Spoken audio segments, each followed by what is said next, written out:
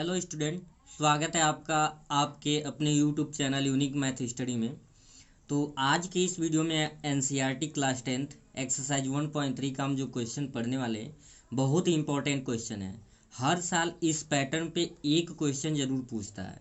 तो इस वीडियो को पूरा अंत तक देखें और अच्छे से नोट्स को बना लें, क्योंकि अनिवार्य रूप से इस पैटर्न पे एक क्वेश्चन आएगा। और यदि आप मेरे यूट्यूब चैनल पे पहली बार विजिट कर रहे हैं तो चैनल को सब्सक्राइब कर लें, ताकि नए वीडियो का नोटिफिकेशन आपको मिलता रहे। तो चलिए इस वीडियो को शुरू करते हैं। क्वेश्चन नंबर फर्स्ट आपका है, सिद्ध कीजिए कि √5 एक अपरिमेय संख्या है।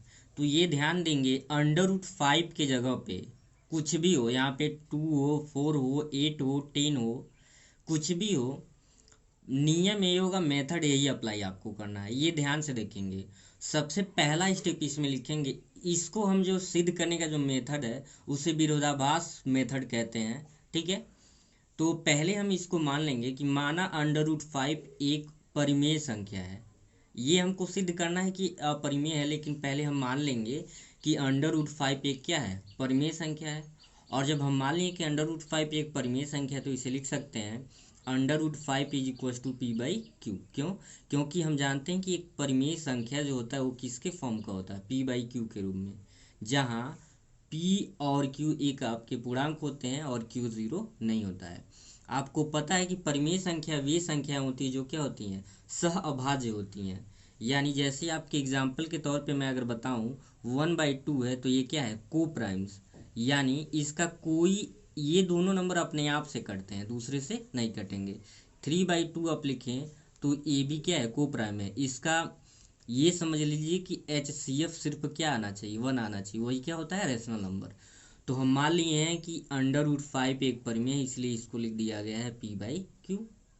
इजीली समझ आ गया होगा। आगे देखते हैं। हम किसी भी का भी डिनोमिनेटर में हम क्या लिख सकते हैं, 1 लिख सकते हैं। तो यहाँ पे क्या लिख लिया गया है, 1 लिख लिया गया। अब क्रॉस मल्टीप्लाई किया गया है, √5 का q में करेंगे तो 5q, 1 में p का करेंगे तो p। इजीली आपको क्या करना है, ये जो आप फाइंड किए हैं दोनों पक्षों का वर्ग कर देंगे। दोनों पक्षों का वर्ग मतलब इस पे भी 2 घात लगेगा और इस साइड में भी 2 घात लगेगा। तो जब आप 2 घात लगाएंगे तो ये कुछ ऐसे हो जाएगा, √5 का होल स्क्वायर एंड p²। तो स्क्वायर से आपको पता है कि कड़ी क्या हो जाता है, समाप्त हो जाता है। ये बचा आपका 5q² = p²। इसको मान लेंगे इक्वेशन फर्स्ट। यहाँ पे इक्वेशन फर्स्ट से क्लियर हो गया कि जो p² होगा 5 से क्या होगा, डिविजिबल। क्योंकि ध्यान अगर दें तो यहाँ पे आप q² = ऐसे भी तो लिख सकते हैं, p²/5। इसका मतलब ये हुआ कि 5 से p² को डिवाइड करने पे क्या प्राप्त होगा, q²। यानी इससे हम लिख सकते हैं, इसलिए p² 5 से विभाज्य होगा। अतः जब p² 5 से विभाज्य है तो यहाँ p भी तो 5 से विभाज्य होगा। अब यहाँ तक जब आप सॉल्व कर लेंगे तो फिर इस प्रोसेस को थोड़ा सा और आगे लेके चलना है, थोड़ा सा और देखना है आपको। तो फिर लिखेंगे अगेन, माना p = 5a।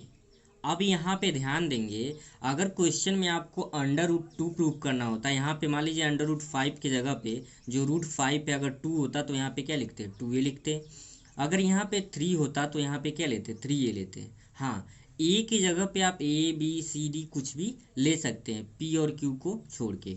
जहाँ A एक क्या है, पूर्णांक है। अगर B रहता तो आप लिखते जहाँ B एक पूर्णांक है। ठीक है, अब हम क्या किए हैं, जो p = 5a लेट किए हैं, जो माने हैं, इसी को हम किस में रख रहे हैं, इक्वेशन फर्स्ट में। ध्यान से देखेंगे तो 5q² तो लिखा गया है, राइट हैंड साइड में p² है, यानी 5a का स्क्वायर। अब जब इसका स्क्वायर करेंगे, लेफ्ट हैंड साइड को 5q² लिख दिया गया है। 5a का जब आप स्क्वायर करेंगे तो 25a² हो जाएगा। 5 से 5 क्या हो गया, यहाँ पे कैंसिल हो गया, तो 5 5 जा 25, q² आ गया 5a²। तो जिस प्रकार से इक्वेशन फर्स्ट में आपने देखा कि p² 5 से डिविजिबल है, उसी प्रकार इक्वेशन 2 से हमको क्या क्लियर हो गया कि q² यहाँ पे 5 से क्या है, हो रहा है, डिविजिबल हो रहा है। ठीक है, q² 5 से क्या होगा, डिविजिबल होगा। इसका मतलब यह हुआ कि q² 5 से विभाज्य है। और जब q² 5 से डिवाइड है, तब यह भी तो लिखेंगे q भी 5 से विभाज्य होगा। और जब q भी 5 से विभाज्य हो गया तो इसका मतलब ये हो गया कि यहाँ पे p और q का, सॉरी यहाँ पे मैंने a और b लिख दिया है, p और q का एक उभयनिष्ठ गुणनखंड क्या प्राप्त हो रहा है, 5 प्राप्त हो रहा है। आप इक्वेशन फर्स्ट और इक्वेशन 2 से देखें तो यहाँ पे p 5 से डिविजिबल है, यहाँ पे q किससे डिविजिबल है, 5 से। तो p और q का एक उभयनिष्ठ गुणनखंड प्राप्त हो रहा है। और आपको पता है कि अगर कोई एक परिमेय संख्या है तो वहाँ पे कोई उसका उभयनिष्ठ गुणनखंड नहीं होता है। तो यह हमारे कारण का हम जो परिमेय माने हैं कि √5 एक परिमेय, उसका क्या हो रहा है, विरोध हो रहा है। जो एक परिमेय संख्या होने का क्या कर रहा है, विरोध करता है। तो यहाँ पे इसलिए लास्ट में लिखेंगे, इसलिए √5 को p/q के रूप में नहीं लिखा जा सकता है, अतः √5 एक अपरिमेय संख्या है। तो इजीली स्टेप बाय स्टेप आपको समझ आ गया होगा। वीडियो कैसा लगा कमेंट करके ज़रूर बताएं।